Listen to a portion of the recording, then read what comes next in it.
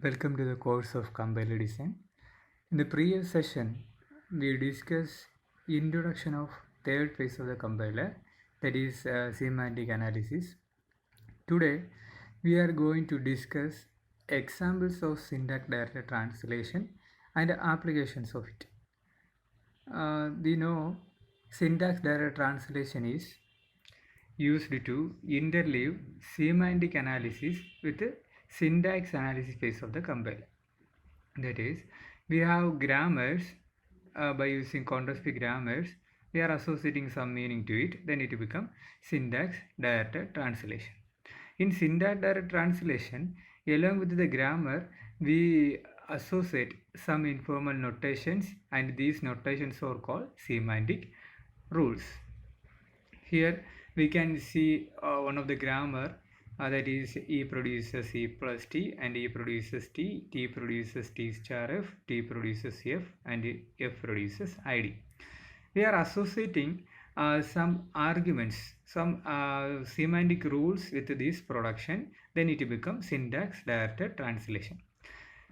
Then here the value is the attribute. Value is called attribute of non-terminal. In some situations, a particular non-terminal have one or more attributes, or sometimes zero attributes. It depends on the type of the attribute. It depends on which type of the attribute is used in for a particular non-terminal. Here this grammar is actually used to evaluate the addition and multiplication of integers. The evaluation of this syntax directed translation is we already discussed in the previous session. Today we are going to discuss another syntax directed translation, that is consider the grammar, that is S produces SS, then S produces opening bracket, S then closing bracket, then S produces epsilon. Here we are associating some argumentation rules, that is semantic rules, with this production, that is S dot count. That count is the attribute here. This is the attribute. So to distinguish between the left hand side and the right hand side, yes, we are associating some number with it. That is, on the left side and the right side of the production have same non-terminal, yes. To distinguish between the left side is and right hand side is, we are associating some number to indicate the difference, to give some meaning to that. We are giving S1 and S2 like that. So the grammar will become S produces S1 S2, then the corresponding semantic action is S dot count equal to S1 dot count plus S2 dot count. Then second production is S produces opening bracket S1 closing bracket. The corresponding semantic action is S dot count equal to S1 dot count plus 1. Then S produces epsilon. Here the corresponding semantic rule is S dot count equal to 0. To evaluate the particular SDT, consider a particular string generated by this grammar. That is, it generate one of the string, that is opening bracket, then closing bracket, opening bracket, and closing bracket. Then the corresponding derivation for this string is S produces SS, and we will then replace the first S by opening bracket S, then closing bracket, then we will apply S produces epsilon, so it become opening bracket, closing bracket, then S, then we will apply again S produces epsilon, so it become opening bracket, closing bracket, opening bracket, closing bracket. In this way we are generating or deriving the string opening bracket, closing bracket, and opening bracket, closing bracket. The first step to evaluate the syntax directed translation is creation of the parse tree corresponding to a string. So we will create the parse tree for the string opening bracket, closing bracket, opening bracket and closing bracket. In a similar way we perform the derivation. So we will get the parse tree like this. You can see here S produces SS, then we will replace the first S by S opening bracket, S closing bracket, then epsilon. In the same way we will replace the right hand side also, then S become opening bracket S, then closing bracket, then we will apply S produces epsilon, then S produces epsilon. We will get the parse tree corresponding to it. In all the evaluation of SDT, the first step is to creation of the parse tree. Then we will apply some scanning from bottom up, from left to right. That is the case. Or we can say that it is a depth first search analysis. We will perform the we will start from the bottom and we will go from left to right. First reduction is we will replace we will perform the reduction, that is we will replace epsilon by S. That is the first reduction.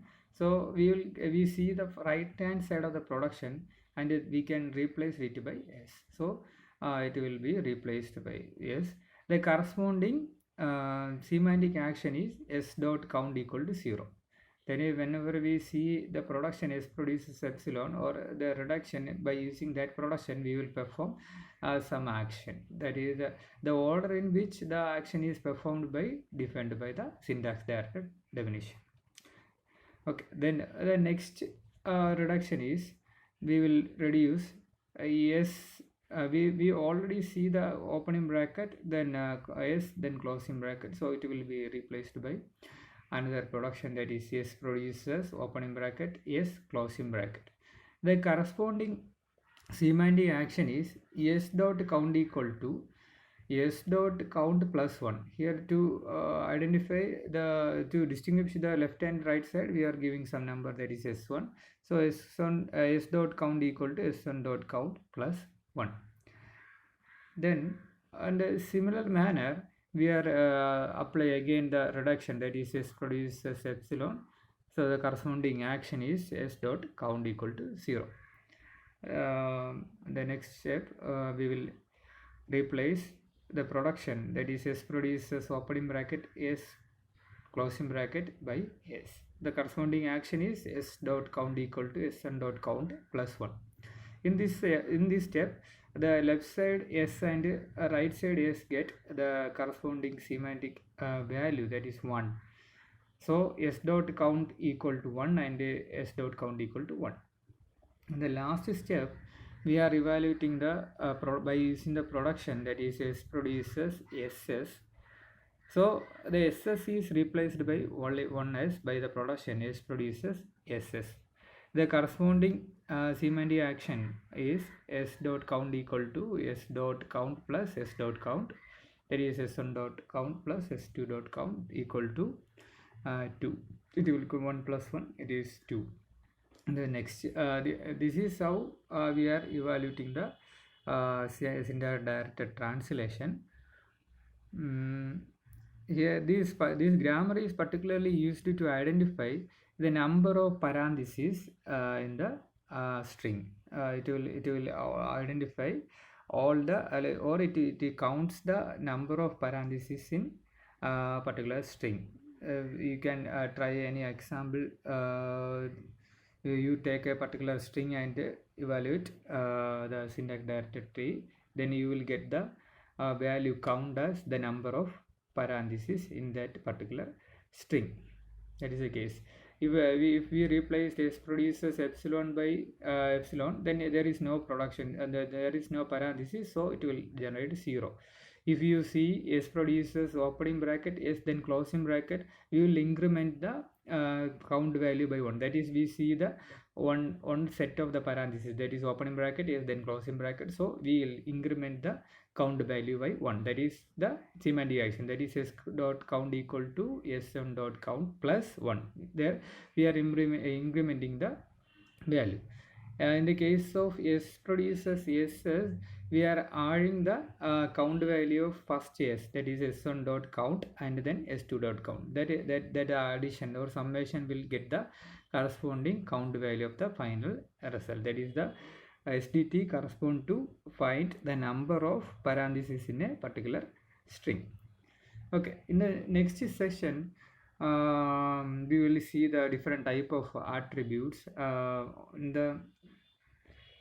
Also, it is another topic, that is applications of syntax data translation. There are many applications for syntax data translation. Some of them are it can be used to produce parse tree.